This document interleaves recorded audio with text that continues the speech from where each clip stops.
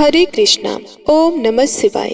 हर हर महादेव। सभी श्रोताओं को बैसाख मास के शुभ आरंभ की हार्दिक शुभकामनाएं। आज से आप सभी लोग रसपान करेंगे बैसाख के महीने में रोजाना नियम से सुनी जाने वाली बैसाख मास की पावन कथाएं। हमारे हिंदू धर्म में बैसाख के महीने को अत्यंत पवित्र और पुण्यदायी बताया गया है। बैसाख माह में पूरे महीने नियम से सूर्य उदय होने से पहले स्नान करना चाहिए और उसके बाद में घर में तुलसी में जल डाल सकते हैं। खेजड़ी के वृक्ष में, बड़ पीपल में, जो आपकी सुविधा हो, उसमें पूरे एक महीने तक आपको जल डालना होता है। और रविवार के दिन आक के पौधे की पूजा करके उसमें जल डाला जाता है। जब इन पेड़ पौधों के विधिवत हम पूजा अर्चना कर लेते हैं तो उसके बाद बैसाख मास के पुण्यदायी कथाओं को कहा अथवा सुना जाता है। तो आज मैं आपको वही कथाएं सुना रही हूँ। तो बोलिए भगवान विष्णु की जय, माता लक्ष्मी की जय। हर हर महादेव। प्रिय भक्तों, भगवान विष्णु का आशीर्वाद पाने के लिए इन कथाओं को रोजाना नियम से सुनना चाहिए। बोलिए गणेश जी महाराज की जय हो, बोलिए विष्णु भगवान की जय हो, लक्ष्मी माता की जय हो, तुलसी माता की जय हो। तो सबसे पहले आप सभी लोग रसपान करेंगे एक छोटी सी कहानी गणेश जी भगवान की। प्रेम से बोलो गणेश जी महाराज की जय हो। गणेश जी की कहानी में मेढक और मेढकी की कहानी बहुत ही प्रचलित है। एक समय की बात है, एक तालाब में एक मेढक और एक मेढकी रहा करते थे। मेढकी हमेशा सुबह जल्दी उठती और तालाब से बाहर आकर पाल पर बैठ जाती और सवा पहर दिन चढ़ने तक गणेश जी की पूजा किया करती थी। मेढकी का इस तरह गणेश जी की पूजा करना मेढक को बिल्कुल भी अच्छा नहीं लगता था। वे कहता था कि कौन है गणेश जी, मैं तो किसी गणेश जी को नहीं मानता हूँ। गार खाती है ना मिट्टी खाती है, भूखी प्यासी पाल पर बैठी रहती है। मुझे देखो कितना हट्टा कट्टा हूँ, कोई विनायक जी की पूजा नहीं करता हूँ। पर मेढकी पर मेढक की बातों का कोई असर नहीं होता। मेढक रोजाना इसी तरह से चिल्लाता रहता। तो ये सुनते सुनते एक दिन गणेश जी भगवान नाराज हो गए और गणेश जी की माया से उसी तालाब पर राजा की एक दासी पानी भरने के लिए आती है और घड़े में जैसे ही पानी भरती है तो मेढक और मेढकी पानी के साथ उसी घड़े में चले जाती हैं।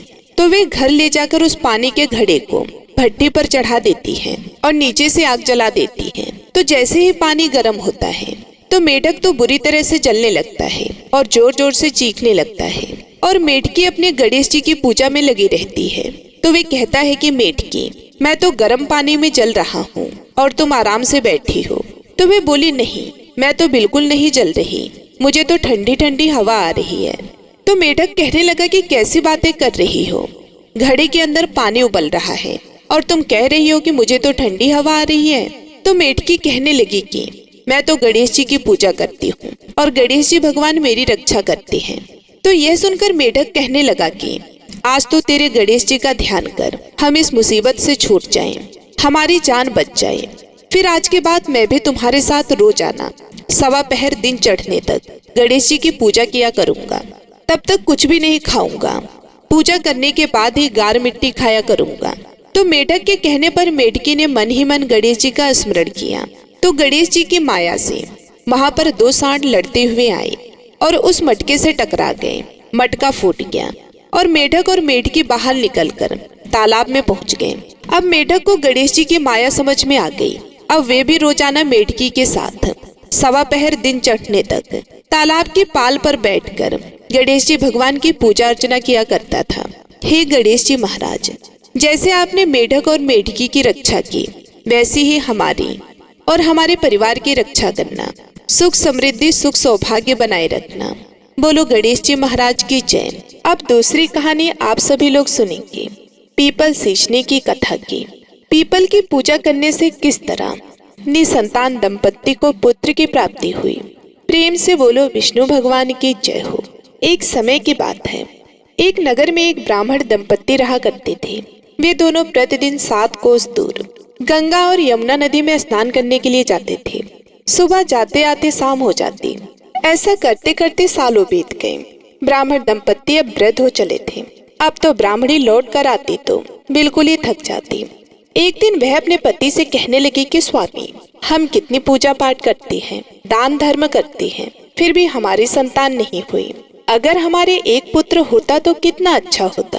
पुत्र होता तो घर बहू आती, और बहू होती तो जब हम स्नान करके पूजा करके घर आते तो सारा काम किया हुआ मिलता और बना बनाया खाना भी मिलता। बहू हमारी कितनी सेवा करती। तो अपनी पत्नी की बात सुनकर ब्राह्मण कहने लगा कि बात तो तू ठीक कह रही है, चल मैं तेरे लिए बहू ला देता हूँ।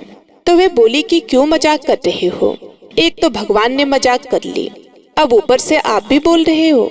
जब बेटा ही नहीं है तो बहू कहाँ से आएगी। तो ब्राह्मण ने कहा कि तू मेरा कहना मान, एक पोटली में आटा डाल और उसमें कुछ सोने की मोहरें रख दे। तो ब्राह्मण के कहे अनुसार उसकी पत्नी ने एक पोटली में आटा बांधकर उसमें थोड़ी सी सोने की मोहरें भी डाल दी और वे पोटली ब्राह्मण को थमा दी। वे भगवान श्री हरि विष्णु को याद करता हुआ चल पड़ा। चलते चलते शाम हो चुकी थी तो वे यमुना के किनारे पहुंच गया। वहां पर जाकर बैठ गया तो वहीं नदी किनारे कुछ लड़कियां खेल रही थी। वे मिट्टी के घर बना रही थी। तो ब्राह्मण भी बड़े गौर से उन्हें देखने लगा। थोड़ी देर बाद में उन लड़कियों ने एक दूसरे से कहा कि चलो बहनों घर चलते हैं, शाम हो गई है, माँ बाबूजी इंतजार कर रहे होंगे। तो ये कहकर सारी लड़कियां अपने अपने घर तोड़ने लगी। तो उनमें से एक लड़की ने कहा कि मैं अपना घर नहीं तोड़ूंगी, मुझे तो रहने के लिए घर चाहिए। तो लड़की की बात सुनकर ब्राह्मण मन ही मन सोचने लगा कि यह लड़की मेरी बहू बनने के लिए उचित है। जब वह लड़की अपने घर को जाने लगी तो वह ब्राह्मण भी उसके पीछे पीछे चलने लगा। उसके घर तक पहुंच गया। जब लड़की घर के अंदर चली गई तो ब्राह्मण ने बाहर से आवाज लगाई।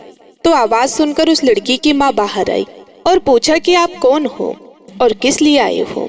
तो वे कहने लगा कि मैं पास के गांव में जा रहा था अपने लड़के का रिश्ता करने के लिए। अब मुझे जाते जाते रात हो गई है, तो मैं सोच रहा हूँ कि अगर आपको ऐतराज ना हो तो एक रात आपके यहाँ रुक जाता हूँ, सुबह जल्दी ही चला जाऊंगा। तो यह सुनकर वे कहने लगी कि हाँ हाँ क्यों नहीं, रुक जाइए, आप हाथ पैर धो लीजिए, मैं आपके लिए खाना बना देती हूँ। तो ब्राह्मण ने कहा कि बैसाख का महीना चल रहा है, मैं एक ही समय भोजन करता हूँ और किसी के घर का खाना भी नहीं खाता, इसलिए मैं अपने साथ आटा लेकर आया हूँ। अगर तुम उसे आटे में मुझे रोटियां बना दो तो मैं तुम्हारे यहाँ भोजन कर सकता हूँ। तो वे बोली कि क्यों नहीं, जैसा आप कहेंगे आपके लाए हुए आटे से ही रोटी बना दूंगी। तो ब्राह्मण ने वह पोटली उस लड़की की माँ को थमा दी। अब वह आटा लेकर अंदर चली गई। तो जैसे ही वह आटा छानने लगी तो छलनी में वह सोने की मोहरें दिखाई दी। तो उस लड़की की माँ मन ही मन सोचने लगी कि जिसके आटे में इतनी मोहरें हैं उसके घर में ना जाने कितना ही सोना होगा। इतने में उसका पति घर आ गया। तो वह अपने पति से कहने लगी कि स्वामी, यह आदमी हमारे यहाँ एक रात रुकने के लिए आया है और अपने साथ आटा लेकर आया था। बोल रहा था कि मैं बैसाख व्रत करता हूँ तो अपने घर के आटे से ही भोजन करता हूँ। तो यह आटा मुझे थमा दिया। जब मैंने इस आटे को छाना तो देखो इसके अंदर कितनी सोने की मोहरें निकली हैं। यह तो बहुत ही धनवान लगता है। यह अपने बेटे की सगाई करने के लिए अगले गाँव जा रहा है। हमारी किस्मत अच्छी थी, इस गांव में पहुंचा तो रात हो गई, तो हमारे घर रात रुकने के लिए ठहर गया। क्या पता हमारी बेटी की किस्मत इनके बेटे के साथ जुड़ी हो। मैं तो कहती हूँ कि आप इनसे हमारी बेटी से रिश्ते की बात तय कर ले। तो उसके पति को भी यह बात जच गई। वह स्नान करके भोजन करने के बाद ब्राह्मण देवता के पास गया और प्रणाम करके कहने लगा कि आप कौन से गाँव से आए हैं और कहाँ जा रहे हैं। तो ब्राह्मण ने कहा कि मैं तो अपने बेटे की सगाई के लिए जा रहा था, यही थोड़ी दूर पर एक गांव है, वहां पर किसी ने मुझे रिश्ता बताया था। तो वे कहने लगा कि आप अगर बुरा ना माने तो मैं एक बात कहूँ, मेरी बेटी के साथ आप अपने बेटे का रिश्ता तय कर दीजिए। तो ब्राह्मण के तो मन की मुराद पूरी हो गई। वे कहने लगा कि हाँ हाँ क्यों नहीं, मुझे तो मेरे बेटे के लिए सुंदर और संस्कारी लड़की चाहिए। अगर आपकी बेटी है तो मैं आपकी बेटी के साथ रिश्ता कर दूंगा, लेकिन एक अड़चन आ रही है, क्या पता आप इसे मंजूर करेंगे या नहीं। तो ब्राह्मण की बात सुनकर लड़की का पिता कहने लगा कि क्या बात है। तो ब्राह्मण ने बताया कि मेरा बेटा तो काशी में पढ़ाई करने के लिए गया है और उसकी शादी का मुहूर्त अभी है, तो वे पढ़ाई छोड़कर तो आ नहीं सकता और खांड कटोरे से मैं उसका विवाह करूंगा। अगर आपको यह बात मंजूर है तो रिश्ता पक्का है। तो लड़के के पिता ने लड़की की माँ को सारी बात बताई। तो वे कहने लगी कि कोई बात नहीं, पढ़ाई करने गया है तो वह आज नहीं कल तो जरूर आएगा। हमारी बेटी के लिए इतना बड़ा घर पता नहीं फिर मिलेगा या फिर नहीं। मैं तो कहती हूँ कि हाँ कर दो। तो लड़की के पिता ने ब्राह्मण के पास आकर हाँ कर दी। अब तो शुभ मुहूर्त देखकर उस लड़की का विवाह खाट कटोरे के साथ करके ब्राह्मण अपने साथ अपने घर को लेकर चल पड़ा। अब चलते चलते दोनों ससुर बहू अपने नगर में पहुंच गए। जैसे ही घर के द्वार पर पहुंचे तो ब्राह्मण ने बाहर से आवाज लगाई कि रामू की माँ जल्दी करो, दरवाजा खोलो, देखो मैं तुम्हारे लिए बहू लेकर आया हूँ। तो ब्राह्मण की पत्नी अंदर से ही बोली कि बिना बेटे के बहू कैसे लेकर आए हो। तो वे कहने लगा कि तुम जल्दी करो, दरवाजा खोलो तो सही। तो जैसे ही ब्राह्मणी ने दरवाजा खोला तो देखा कि सामने सुंदर तैयार हुई 16 श्रृंगार किए हुए बहू खड़ी थी। तो ब्राह्मणी उसे देखकर बहुत ही खुश हुई और आदर सत्कार करके अंदर ले गई। अब जब ब्राह्मण अपनी पत्नी के साथ नदी पर स्नान करने के लिए जाता है तो पीछे से बहू घर का सारा काम करके खाना बनाकर रख देती है, उनके कपड़े धो देती, घर की साफ सफाई कर देती। जब शाम को उसके सास ससुर घर आते तो स्नान करने के लिए पानी डालती और फिर उनके हाथ पैर भी दबाती। तो ये देखकर ब्राह्मण दंपत्ति बहुत ही खुश होते और उसे ढेरों दुआएं देती। लेकिन ब्राह्मणी ने एक बात पहले ही दिन अपनी बहू से कह दी थी कि बेटा कभी भी चूल्हे की आग मत बुझने देना और मटके का पानी खत्म मत होने देना।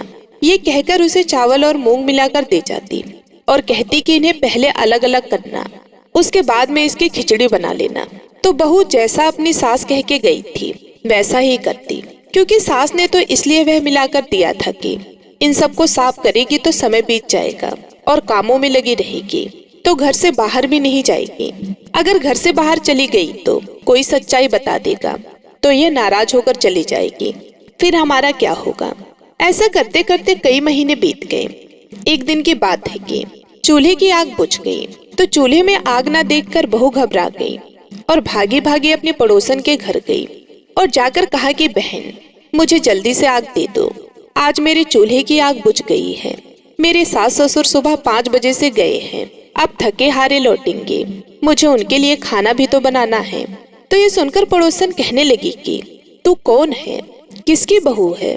तो वे कहने लगी कि आपके पड़ोस में जो पंडित जी रहते हैं मैं तो उन्हीं के बेटे की बहू हूँ।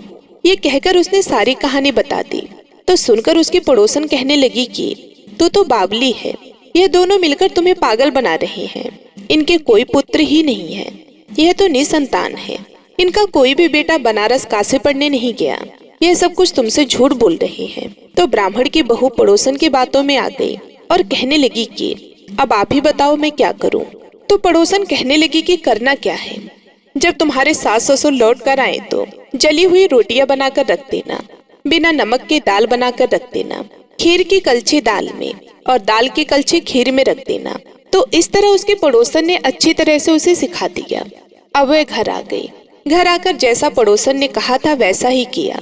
शाम को जब उसके सास ससुर घर आए तो ना उनका आदर सत्कार किया, ना ही उनके कपड़े धोए। तो उसके सास ससुर सोचने लगे कि आज क्या बात है, बहू ऐसे बदली बदली क्यों दिखाई दे रही है। जब दोनों भोजन करने के लिए बैठे तो ससुर को खाना परोसा तो सास कहने लगी कि बहू आज ये रोटियां इस तरह से जली हुई क्यों है और दाल भी अलुनी है। तो बहू ने पलटकर कहा कि एक दिन यदि ऐसा खाना खा लोगे तो तुम्हारा कुछ भी नहीं बिगड़ जाएगा। दाल तो आपको अलूनी दिखाई देती है और मैं आपको फीकी दिखाई नहीं देती। तो ये सुनकर वह दोनों बहुत ही दुखी हुए और सोचने लगे कि आज बहू को सारी सच्चाई का पता चल गया है। तो ब्राह्मणी अपने पति से कहने लगी कि अब क्या करेंगे। तो ब्राह्मण कहने लगा कि अब जो विष्णु भगवान करेंगे वही होगा। इस तरह बतियाते हुए दोनों सो गए। सुबह जल्दी उठे और स्नान करने के लिए गंगा तट पर चले गए। जब वे जाने लगे तो उनकी बहू ने कहा कि यह 7 कोठों की चाबी है, वह मुझे दे दो। तो उसकी सास ने कई देर तक तो आनाकानी की, पर उसकी बहू ने जिद ही पकड़ ली कि आज तो आपको इन 7 कमरों की चाबी मुझे देनी ही पड़ेगी। तो उसके ससुर ने अपनी पत्नी से कहा कि बहू जब चाबी मांग रही है तो दे दो, आज नहीं तो कल इन चाबियों को इन्हें ही संभालना है, तुम चाबी बहू को दे दो। तो ब्राह्मणी ने चाबी निकालकर बहू को थमा दी और दोनों बड़े ही चिंतित और उदास मन से स्नान करने के लिए चल पड़े। उन दोनों के जाने के बाद में जब बहू ने पहला दरवाजा खोला तो देखा कि उसमें तो खूब सारा अनाज भरा था। दूसरा खोलकर देखा तो उसमें धन भरा हुआ था, किसी में बर्तन पड़े थे। इसी तरह करते करते उसने 7वां कमरा खोला तो उसने अंदर देखा कि शिव जी, पार्वती माता, गणेश जी, लक्ष्मी माता पीपल पथवारी और कार्तिक के ठाकुर राई दामोदर, तुलसी जी का बिड़ला, गंगा यमुना, 33 कोटि देवी देवता विराजमान हैं। और वहीं पर एक लड़का चंदन की चौकी पर बैठा माला जप रहा था। तो यह सब देखकर उसने लड़के से पूछा कि तुम कौन हो और इस बंद कमरे में क्या कर रहे हो। तो वह लड़का कहने लगा कि मैं तेरा पति हूँ, तुम अभी इस दरवाजे को बंद कर दो, जब मेरे माता पिता आएंगे तभी इस दरवाजे को खोलना। तो ये देखकर बहू बहुत खुश हुई और 16 श्रृंगार करके सुंदर वस्त्र पहनकर तैयार हो गई और घर का सारा काम जल्दी जल्दी निपटा लिया। अपने सास ससुर का इंतजार करने लगी। उसने अपने सास और ससुर के लिए अच्छे अच्छे पकवान बनाए और उधर उसके सास ससुर गंगा जी में स्नान करके पीपल में जल सींचने गए। तो वहां जाकर बोले कि हे विष्णु भगवान, हमारी लाज आपके हाथ में है, अब हम बहू को क्या जवाब देंगे। इस तरह दोनों विनती करते हुए वहां से वापस घर को चल पड़े। जब वे घर आए तो देखा कि बहू तो बहुत ही खुश थी। उनका खूब आदर सत्कार किया, 36 प्रकार के व्यंजन बनाए थे, प्रेम पूर्वक खाना खिलाया और फिर उनके हाथ पैर दबाने लगे। पैर दबाते दबाते बहू ने अपनी सास से कहा कि माँ, इतनी दूर गंगा यमुना स्नान करने के लिए जाते हो तो आप थक जाते होगे, इसलिए आप घर पर ही स्नान क्यों नहीं कर लेते। तो बहू की बात सुनकर सास कहने लगी कि बेटी, गंगा यमुना घर पर नहीं बहती। तो वे कहने लगी कि हाँ माँ जी, हमारे घर में तो गंगा यमुना घर पर ही बहती हैं, चलो मैं आपको दिखाती हूँ। तो ये कहकर वह अपनी सास को लेकर 7वें कमरे के पास गई और खोलकर दिखाया तो उसके अंदर तो शिव जी, पार्वती जी, गणेश जी, लक्ष्मी जी, पीपल पथवारी, कार्तिक के ठाकुर राई दामोदर, तुलसी जी का बिड़वा, गंगा यमुना बह रही थी और 33 कोटि देवी देवता वहां पर विराजमान थे। वहीं पर एक चंदन की चौकी पर बैठा एक लड़का माला जप रहा था। तो उसे देखकर ब्राह्मणी ने उससे पूछा कि बेटा तू कौन है। तो लड़का कहने लगा कि माँ, मैं तेरा ही बेटा हूँ। तो वे कहने लगी कि तू कहाँ से आया है। तो लड़का कहने लगा कि मुझे तो कार्तिकेय ने भेजा है। तो ब्राह्मणी कहने लगी कि बेटा, मैं तो मान लूंगी कि भगवान ने भेजा है, पर यह संसार कैसे मानेगा कि तू मेरा बेटा है। तो वे कहने लगा कि कुछ विद्वान पंडितों से बात करो, वे आपको जरूरी समस्या का हल बताएंगे। तो वे देखकर वह ब्राह्मणी बहुत ही खुश हुई और साथ में डर भी था कि जमाना इस बात को नहीं मानेगा। तो उसने आकर ब्राह्मण को बताया और कहा कि आप कुछ विद्वान पंडितों से पूछो कि यह कैसे सिद्ध होगा कि यह हमारा ही बेटा है। तो ब्राह्मण दंपत्ति की बात सुनकर विद्वान पंडितों ने कहा कि एक तरफ बेटा बहू खड़े हो जाएंगे और दूसरी ओर उनकी माँ खड़ी हो जाएंगी। माँ को चमड़े की अंगियां पहना देना। जब वह अपने बेटे को देखेगी तो उसकी छाती में से दूध की धार निकलकर बेटे की दाढ़ी मूंछ भीगेगी और पवन पानी से गठजोड़ा बंधेगा। तो यह देखकर सारे गांव वाले मान लेंगे कि यह लड़का इसी माँ का बेटा है। तो पंडितों की बात सुनकर ब्राह्मण ने सारे नगरवासियों को बुलाया और फिर जैसे विद्वान पंडितों ने कहा था तो वैसा ही किया। ब्राह्मण के बेटे बहू एक और खड़े हो गए और सामने चमड़े की अंगियां पहनकर ब्राह्मणी को खड़ा कर दिया। तो बेटे को देखते ही चमड़े की अंगियां फट गई और छाती में से दूध की धार निकलकर बेटे की दाढ़ी मूंछ भीग गई और पवन पानी से बेटे बहू का गठजोड़ा बंध गया। जैसे ब्राह्मण और ब्राह्मणी को बेटा बहू दिया वैसे सबको देना। कथा कहने वाले, कथा सुनने वाले और हुकार भरने वाले पर हमेशा अपनी कृपा दृष्टि बनाए रखना। बोलिए विष्णु भगवान की जय।